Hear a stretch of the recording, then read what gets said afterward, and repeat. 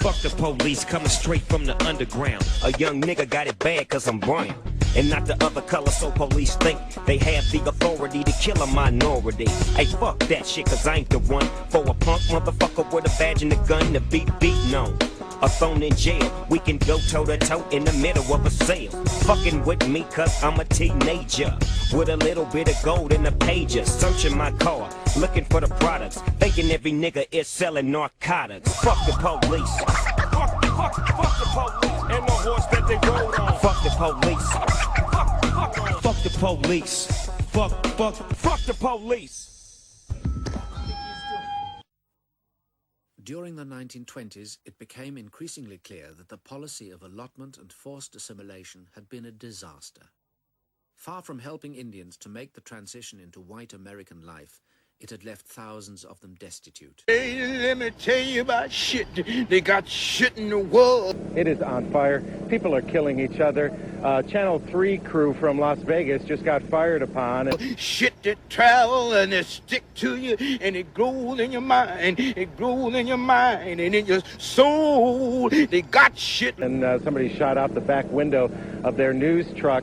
17 people are dead. We saw a car get towed in here with a man dead in the front seat. He was shot once in the head. Like that shit that won't let you forget. Shit that'll clog up your mind and make everything nasty. Shit that won't let you. His car was found smashed against a telephone pole, still running. More than 2,000 fires have been set in Los Angeles today. Many of them are still burning out of control.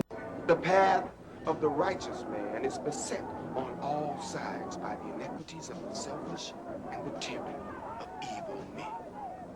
Blessed is he who in the name of charity and goodwill shepherds the weak through the valley of darkness, for he is truly his brother's keeper and the finder of lost children.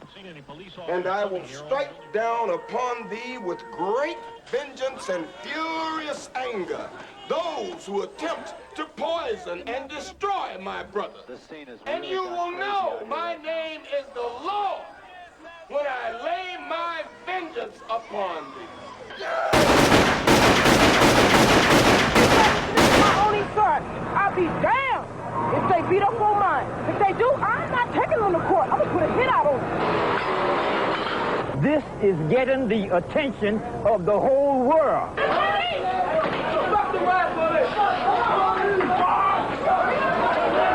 It is a shame that they have to do it this way, but you have to get people's attention. What are you doing removing people's property without due process of law?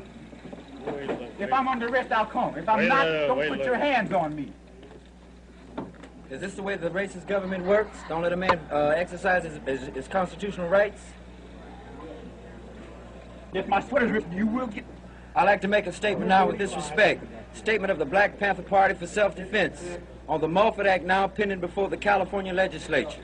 The Black Panther Party for self-defense calls upon the American people in general and the black people in particular to take full note of the racist California legislature, which is now considering legislation aimed at keeping the black people disarmed and powerless at the very same time that racist police agencies throughout the country are intensifying the terror, brutality, murder, and repression of black people. At the same time that the American government is waging a racist war of genocide in Vietnam, the concentration camps in which Japanese Americans were interned during World War II are being renovated and expanded. Since America has historically reserved the most barbaric treatment for non-white people, we are forced to conclude that these concentration camps are being prepared for black people who are determined to gain their freedom by any means necessary. We reached a point of building so many prisons that the purveyors are now looking for ways to keep them all full. Here's the way a private prison works, okay? You pay somebody to build a fancy cage. Then you fill it up as far as you can get it, which is pretty full. Full of people that, the people that built the cage get paid $40,000 or $50,000 a year to just keep in the cage. You have corporations like Wackenhut, they just changed their name, Corrections Corporation of America, that house prisoners, nonviolent drug offenders. As a matter of fact, I think 60% of the increase in prison population under Bill Clinton, which was like 1 million people, of the 60% of that new prison population are non-violent drug offenders. Those who are poor, those who are powerless, those who have no access to the wealth that one needs to survive, and perhaps wealth isn't, but the resources one needs to survive. In an area where there is corporate downsizing and there are no jobs and there is only a service economy and education is being cut, which is the only rung by which people can climb. The only growth industry in this part of Pennsylvania, in the eastern United States, in the southern United States, in the western United States, is quote-unquote corrections, for want of a better word. The corrections industry is booming. And I mean, this joint here ain't 5 years old. Some corporations made a mint off of this thing. This thing cost millions of dollars to be built and constructed.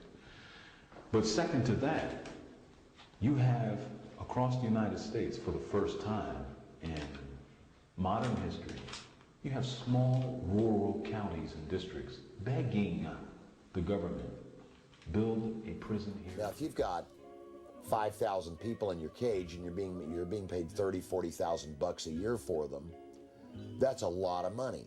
And if you can, on top of that, use them as your private property, as chattel property, that you can then make do work or produce things that you get paid for on top of that, what a great deal.